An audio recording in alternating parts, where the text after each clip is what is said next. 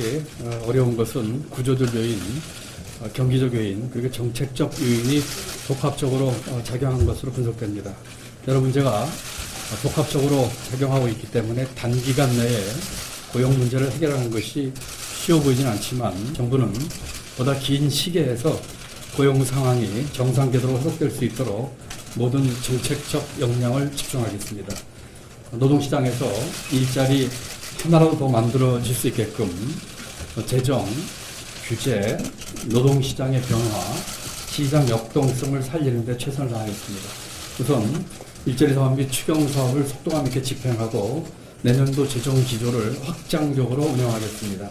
또한 규제개혁과 미래성장동력 투자 등 혁신성장 가속화를 통해 민간의 일자리 창출력을 제고하고 무엇보다도 민간과 시장에서 기업의 길을 살리고 우리 경제 주체들이 적극적으로 경제활동을 할 수 있도록 경제정책을 운영하겠습니다. 그동안 추진해왔던 경제정책에 있어서도 그간의 효과를 되짚어보고 필요한 경우에는 관계부처와 당과 협의하여 개선 또는 수정하는 방안도 필요하다면 검토해보도록 하겠습니다. 청와대는 현재 고용 부진 상황을 엄중하게 받아들이고 있습니다. 무엇보다도 임시직, 일용직 근로자, 소규모 자영업자 등이 어려움을 겪고 있어서 마음이 무겁고 책임을 통감합니다. 특히 소매업과 음식점업의 소규모 자영업자들이 어려움이 크다는 것을 잘 알고 있습니다.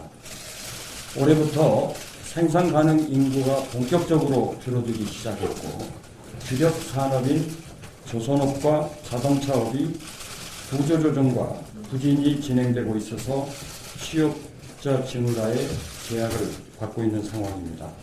따라서 한두 달 단기간 내에 고용 상황이 개선되리라고 전망하지는 않습니다. 그러나 정부의 자영업자 지원 대책과 상가 임대차 보호법이 시행되면 자영업자들의 상황은 일부 개선될 것으로 판단합니다. 또한 상용 근로자와 규모가 있는 자영업자의 고용은 상황이 좋기 때문에 현재 일부 산업에서 진행되고 있는 구조조정이 안정화되면 고용 상황도 좋아질 것으로 판단합니다. 현재 우리 경제 성장률은 잠재 성장률에 이르고 있습니다. 그러나 경제 성장의 혜택이 중산층, 서민, 자영업자들에게 돌아가지 않는 모순된 구조가 계속되고 있습니다. 또한 성장이 일자리로 이어지지 않는 모순된 상황도 계속되고 있는 현실입니다.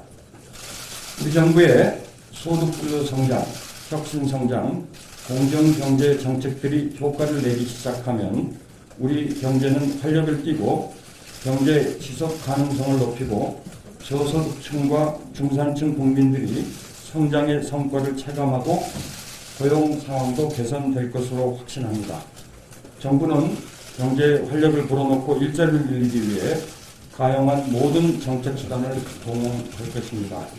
자영업자의 어려움을 덜어드리기 위해 다양한 방식으로 소통하고 대책을 만들고 있습니다. 특히 내년 예산은 지역 경제를 활성화하고 국민들의 삶의 질을 높이는 방향으로 편성하기 위해서 관계부처와 협의하고 있습니다. 청년층, 노년층 그리고 저소득층의 고용과 소득을 확대하고 가계 지출을 줄여주는 다양한 정책도 적극적으로 추진할 것입니다. 송구스러운 마음으로 감히 말씀드립니다. 정부를 믿고 조금만 기다려 주시기 바랍니다. 국민들께서 빠른 시일 내에 정책 효과를 체감하실 수 있도록 당과 정부 청와대가 한몸이 되어 혼신의 노력을 다할 것입니다. 고용 상황이라는 것이 노동의 수요 측면에서는 산업별 업황이나 경기 전망을 반영하는 것이고 공급 측면에서는 노동자들이 원하는 일자리 제반 여건을 반영한 결과인 만큼 논의의 범위도 넓고 아주 다층적일 것입니다.